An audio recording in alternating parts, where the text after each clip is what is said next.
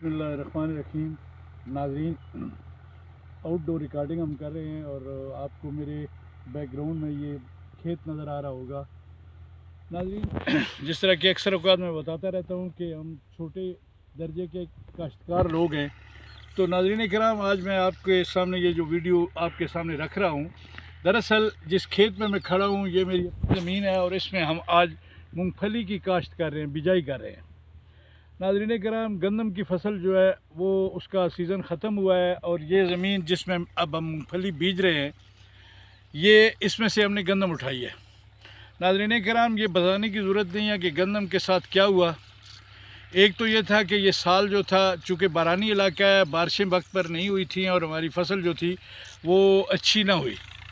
और फिर एक तो जो है फसल अच्छी नहीं हुई और दूसरा फिर हमारे साथ हुकूमत ने जो हाथ किया है वो शायद सौतीले बच्चों के साथ सौतीली माँ भी नहीं करती। नाज़रीन कराम, हम ये अपना अब अक्सर आप वीडियोस में देखते रहते हैं, काश्तकार जो है इस पर अपनी चीखों पुकार कर रहे हैं लेकिन कोई सुनने वाला नहीं है। तो आज जिस खेत में मैं खड़ा हूँ, चूँकि हम फली बीज रहे हैं और फिर ये भी अल्लाह तवक्कल पे हम काम करते हैं, अल्लाह ताला इसमें बरकत दे, शायद यकीनन देगा, उस पर तवक्कल है हमारा।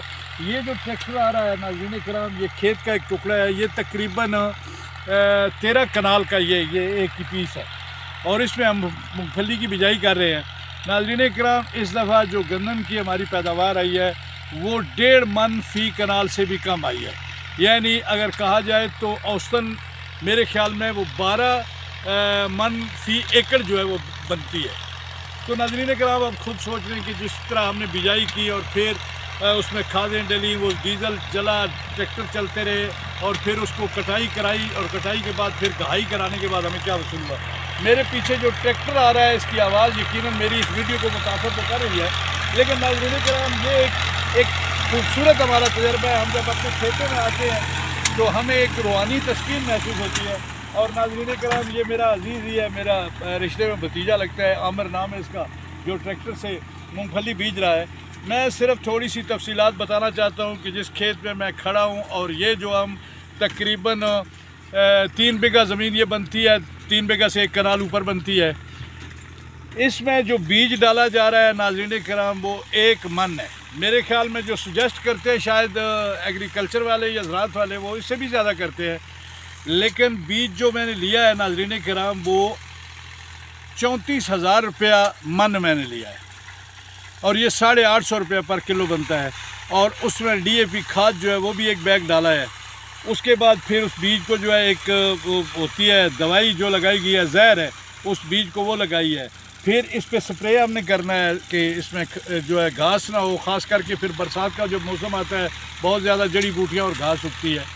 तो नाज़रीन कराम, अब तक जो इस पर मैं इन्वेस्ट कर चुका हूँ, ये ट्रैक्टर के पैसे छोड़ के, इससे पहले जो है ये गंदम की कटाई के बाद इसको 1-2 दफ़ा इस पर हल चल चुका है, आज तीसरी दफ़ा ये बिजाई हो रही है और उसके बाद फिर जड़ी बूटियों का स्प्रे होगा और फिर कब जाके ये सारी बेल मंडे चढ़ेगी खुदा जाने। लेकिन आलमोस्ट 50,000 रुपया तो अब तक मैं इस पर खर्च कर चुका हूँ। तो नाज़रीन कराम, किसान की ये किस्मत है कि हम सारा कुछ अपने खुदा पे छोड़ देते हैं। परवरदिगार इंसाफ करने वाला है। कुछ अच्छे साल भी आते हैं और कुछ इसमें कमज़ोरियाँ भी आ जाती हैं और जिसमें हमारा फसल उस तरह नहीं होता, रिज़ल्ट आता। लेकिन किसान का सिलसिला एक खुदा के साथ इस तरह जुड़ा हुआ है कि वो सारे काम ही तवक्कल पे करता है। जो मुलाजमीन है महीने के बाद उन्हें तनख्वाह मिलती है और दीगर जो दुकानदार हैं या ताजर हैं वो उनका एक अपना सिलसिला होता है, लेकिन ज़मींदार का सिलसिला ये है कि हमने ये बिजाई कर दी है, अब फिर हम परवरदिगार की तरफ अपना मुँह उठा के दुआएँ करेंगे कि या अल्लाह बारिश दे, और अगर बारिशें बर वक्त हुई, अच्छी हुई तो फसल अच्छी हो जाएगी, और अगर खुदा न खास्ता कोई थोड़ी कमी बेशी रहेगी तो फिर उसका असर इस पर पड़ेगा। नाज़रीन कराम, इस मुल्क में, मुल्क पाकिस्तान में खुदादाद ये जो ममलकत है अल्लाह की हमें अता है, इसमें अल्लाह ने तो हमें ये दे दी, अल्लाह ने तो हम पे ये मेहरबानी कर दी, लेकिन इंसानों ने इंसानों के साथ कुछ ऐसा सलूक नहीं किया। और वो तबका जिसको आप अशराफिया भी कहते हैं और वो तबका जो साहिब इक़्तिदार है, उसने दीगर लोगों पर जो है वो जुल्म का एक ऐसा सिलसिला है जो 75 साल से ख़त्म होने में नहीं आ रहा। मज़लूम पिसता जा रहा है। सरकारी मुलाजमीन को देखो तो वो रो रहे हैं, डॉक्टर्स की हम देखते रहते हैं आए दिन, आजकल जो है वो उनकी हड़तालें हैं, वो सिलसिला चल रहा है। सरकारी मुलाजमीन की तनख्वाहों पे कट लगा हुआ है। और आज से चंद दिन पहले मैं एक व्लॉग बनाना चाहता था, वो अभी तक रोका हुआ है। उस पर कुछ तहकीक भी मैंने की है कि हमारे जो वफाकी वज़रा हैं उनकी तनख्वाहों में नाज़रीन कराम 850% तक इजाफ़ा कर दिया गया है। इससे पहले जो है वो जनवरी फरवरी में पंजाब की काबीना और पंजाब की जो मेंबरान असम्बली है उनकी तनख्वाहें बढ़ाई गई हैं, जिसमें पार्लिमानी सेक्रेटरीज भी हैं। और फिर अब जो है वफाक में बढ़ाई गई हैं। फिर MNAs MPAs की तनख्वाहें, ये सिर्फ दो की मैं बात कर रहा हूँ, एक वफाकी हुकूमत की और एक सूबाई हुकूमत पंजाब की। उस पर मैं बाकायदा व्लॉग करूँगा और आपके सामने वो सारे हक़ाइक़ रखूँगा। नाज़रीन कराम, KP की असम्बली और फिर सिंध का उसकी और बलूचिस्तान का मैंने जिक्र नहीं किया, वो भी मैं देखूँगा कि वहाँ क्या हालात हैं। तो नाज़रीन कराम, ये लोग जो है जिस तरह पाकिस्तान के मुआशी हालात हैं और पाकिस्तान आए दिन जो है IMF के सामने वो भिखारी बन के बैठा हुआ होता है। नाज़रीन, ये जो जब इनकी तनख्वाहें बढ़ती हैं और ये जब जाते हैं, हमारे वज़ीर-ए-आज़म साहब का वो बड़ा मशहूर जुमला जो हुआ था कि बेगर्स कांट बी चूज़र्स, और भिखारी हम लोग हैं। तो जब ये जाके IMF के सामने बैठते हैं या बैनुल-अक़वामी मालियाती इदारों से जब ये मांगने के लिए जाते हैं, या सऊदी अरब या गल्फ़ में या चाइना में ये जब उनसे इमदाद मांगने के लिए जाते हैं, तो क्या वहाँ से कोई सवाल नहीं करता होगा कि आपके ये जो MNAs हैं MPAs हैं या जो सियासतदान हैं या जो मेंबरान असम्बली है वो इतनी तनख्वाहें लेती हैं जो लाखों में बनती है। मेरे ख्याल में मेंबर सूबाई असम्बली की मेंबर कौमी असम्बली की तनख्वाह जो है वो 10 लाख के करीब अब हो चुकी है। 10 लाख के करीब आलमोस्ट, मैं कह रहा हूँ 9 लाख समथिंग है मेरे ख्याल में। तो नाज़रीन कराम, इस मुल्क में मज़लूमा का क्या हाल है। मैं ये जो तकरीबन अभी तक 50-60 हज़ार रुपया जो लग चुका है, और फिर इस पर स्प्रे होंगे, फिर इसमें से वो जो घास है वो निकाली जाएगी, बाद में फिर इसकी जो है वो बर्दाश्त का वक्त आएगा, ये मूंगफली साफ़ की जाएगी, तब तक मैं कितना ख़र्चा करूँगा। और फिर जब मैं जाऊँगा मंडी में और आड़ती मेरे साथ क्या सलूक करेगा।